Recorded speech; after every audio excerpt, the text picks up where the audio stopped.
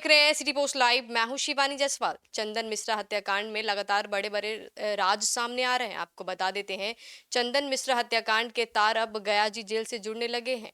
इस सारे मामलों पे चर्चा करने के लिए हमारे साथ मौजूद है सिटी पोस्ट लाइव के chief editor Shrikant Pratyush sir. ये क्या है पूरा मामला? देखिए, शेरू का राइट हैंड बक्सर का रहने वाला है। अमित और गया जेल में बंद है।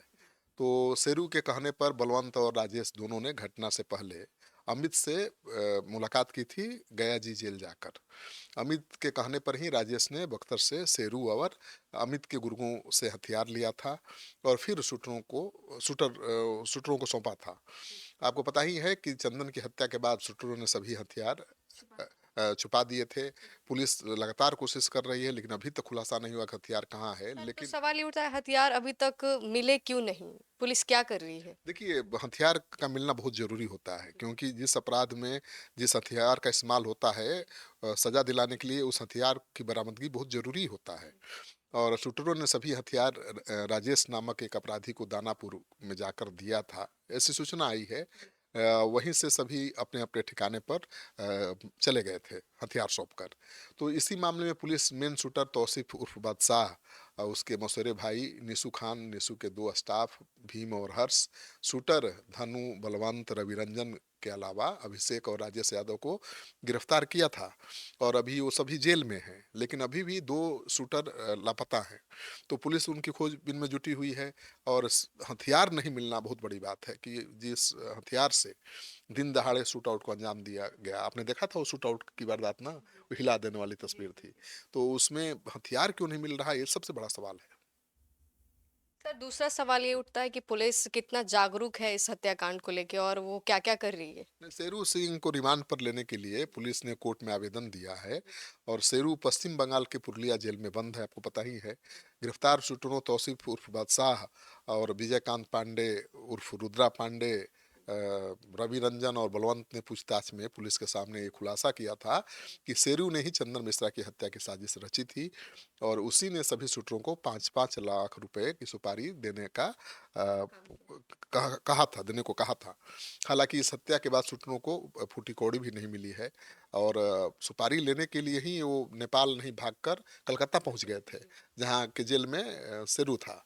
लेकिन वहाँ पैसा मिलता उसके पहले पुलिस ने रेड कर दिया, कलकत्ता एसटीएफ और बिहार एसटीएफ ने, और वो दबोचे गए। तो अब उसको शेरू को लाकर उससे पुलिस उगलवाएगी कि किस तरह पूरी वारदात को अंजाम दिया गया, इस हत्या के पीछे और कौन कौन से लोग हैं, सुपारी किसके इशारे पर दी गई थी, और चंदन से किस किस बात को लेकर विवाद था। तो 17 जुलाई को आपको पता है कि पारस में शूट आउट की वारदात हुई थी और 28 गोलियों से उसे भून दिया गया था। तो सर सर, इस तरीके से दिन दहाड़े 17 जुलाई को जो अपराध हुआ था, क्या वो पुलिस की विफलता को नहीं दर्शाता है, बिहार की अरे शासन व्यवस्था को? बिल्कुल, उसके पहले गोपाल खेमका की हत्या हुई। फिर उसके बाद एक बालू कारोबारी की पटना में हत्या हुई। और ये तीसरी वारदात थी कि अस्पताल में घुसकर दिन दहाड़े एक गैंगस्टर की हत्या हो गई। तो इस घटना ने तो पूरे बिहार को हिलाकर रख दिया था। कानून व्यवस्था पर सवाल उठे थे और पुलिस ने इसको चुनौती के रूप में लिया भी था। पुलिस ने 24 घंटे के अंदर 4 शूटरों को दबोच भी लिया था, 3 शूटरों को। और बाकी जो अभी इस कांड में वांटेड लोग हैं उनकी तलाश अभी भी जारी है। तो पुलिस जी जान से जुटी हुई है। खबर ये भी आई थी कि शेरू ने इनको सलाह दी थी कि आप शूट आउट को अंजाम देने के बाद नेपाल भाग जाओ, वो विदेश है, तो वहाँ आसानी से पकड़े नहीं जा सकते। लेकिन इन लोगों को तो पैसा लेना था, माल मिला नहीं था।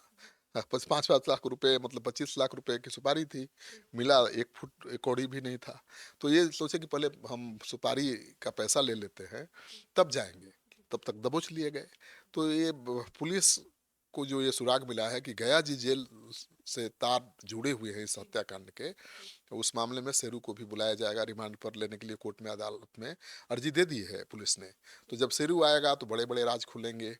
गया जेल से अमित को लाया जाएगा, उससे पूछताछ होगी तो बड़े बड़े राज खुलेंगे। तो ये बड़ा खुलासा हुआ है कि गया जी जेल से भी मिश्रा, गैंगस्टर मिश्रा के हत्याकांड के तार जुड़े हुए हैं। तो आप सुन रहे थे हमारे वरिष्ठ पत्रकार श्रीकांत प्रत्युष जी को। तो फिलहाल इस खबर में इतना ही। आगे देखते रहिए सिटी पोस्ट लाइव। धन्यवाद।